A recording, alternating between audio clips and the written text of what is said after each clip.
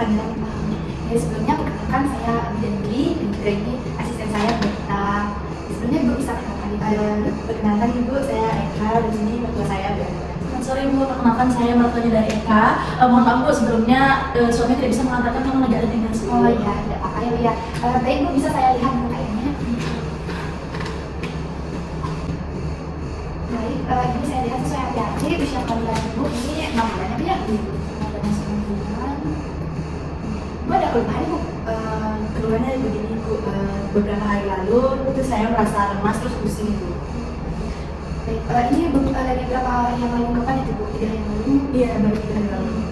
Baik Ibu, ini saya curiganya itu tekanan darah Ibu rendah sama gejala anemia. Nah sebelumnya itu mungkin lebih memastikannya itu untuk asisten saya bakalan cek tekanan darah serta HB terlebih dahulu ya.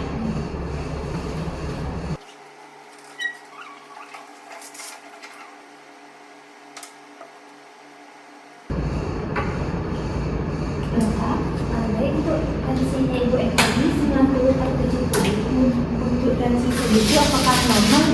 Untuk tensi segitu biasanya rendah Ibu. Jadi benar ya Bu ya, jadi tensi 90 ini untuk usia kehamilan Ibu sekarang ini memang rendah.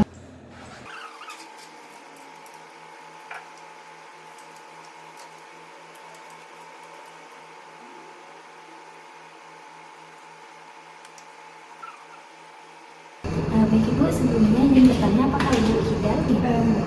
Saya izin untuk mengecek di tangan dulu ya. Isi Bu ya, saya susul.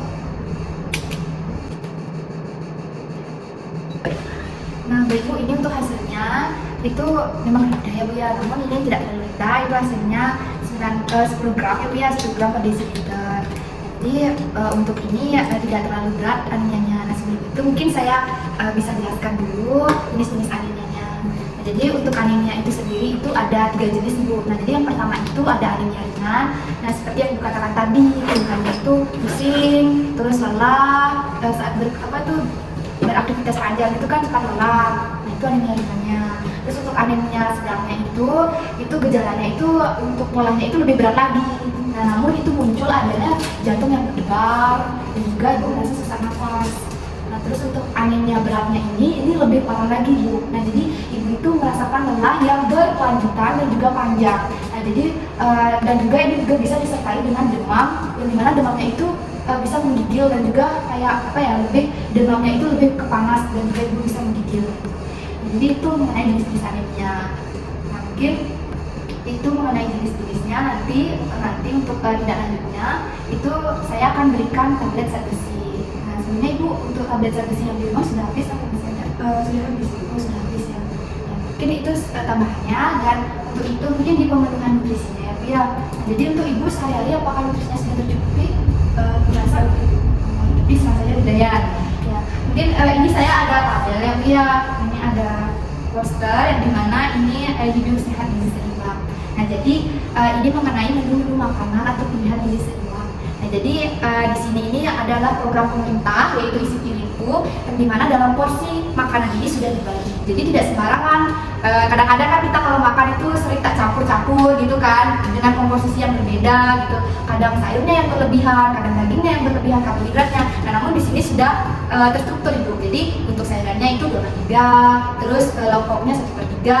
Nah jadi Ibu bisa itu jadikan rekomendasi ya Bu ya. Ibu juga sebagai mertuanya bisa atau anaknya untuk makan yang lebih bergizi lagi. Nah selain itu ini juga ada panduan terkait cuci tangan. Ibu sebelum makan apa sudah cuci tangan? Sudah Ibu.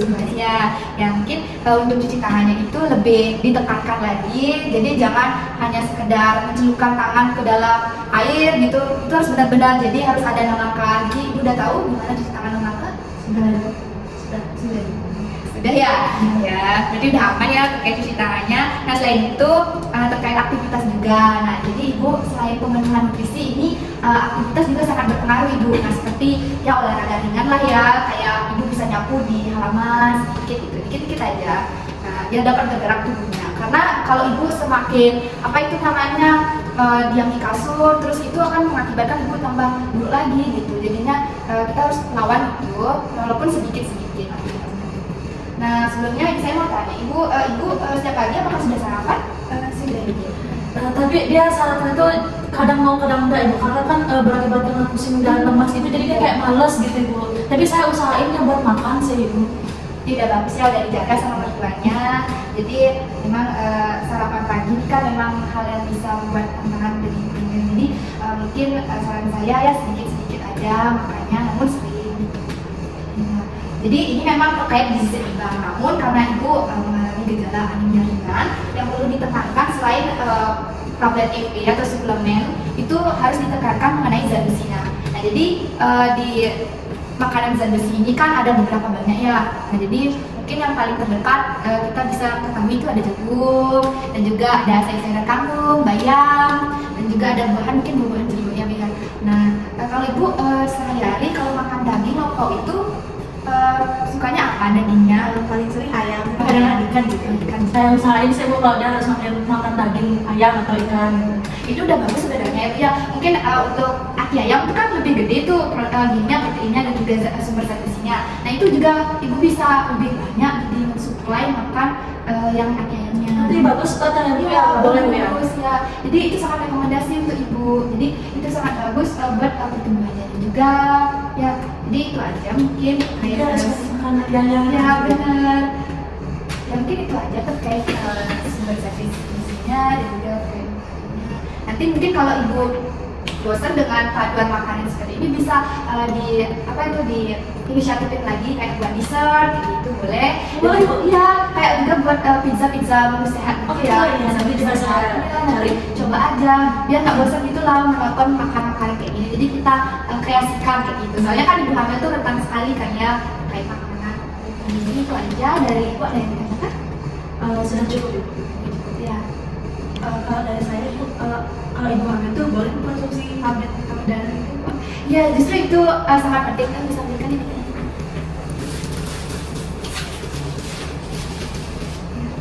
Nah, jadi terkait tablet tambah darah ini memang sangat penting untuk ibu hamil. Nah, jadi inilah kebutuhan tab suplemennya gitu. Karena kenapa selama periode kehamilan ini kan ibu hamil itu harus memenuhi 90 tablet ya zat besinya. Jadi ini sangat berperan penting dalam masa periode kehamilan. Jadi ini tidak ada unsur bahayanya, tidak ada. Justru ini yang bisa menopang untuk ibu mencukupi kebutuhannya.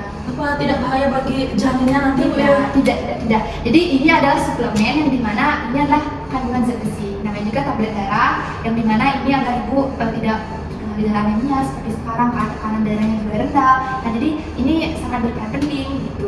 Selain tablet EG, nutrisi juga sangat penting dan juga pola aktivitas itu setiap harinya. Jadi seperti itu. Baik, ini bisa dikonsumsi ya lihat setiap harinya, untuk panduannya juga sudah ada. Dan ini juga untuk buku kaitannya saya udah cek dan juga saya sudah lihat perkembangannya. Ya.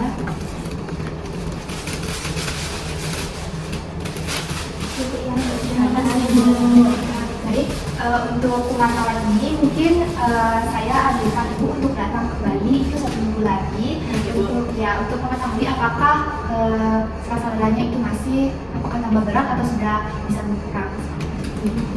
Apakah ibu bersedia untuk datang 1 minggu lagi? Ibu bersedia ini. Sekarang tanggal 1 berarti tanggal 8 Desember itu ya. Baik, mungkin itu saja dari saya. Dari ibu atau dari mereka ada pertanyaan lagi? Sudah sangat cukup ibu penjelasannya. Baik, ibu bisa istirahat lebih dulu ya, Bia. Terima kasih bu. Selamat sore.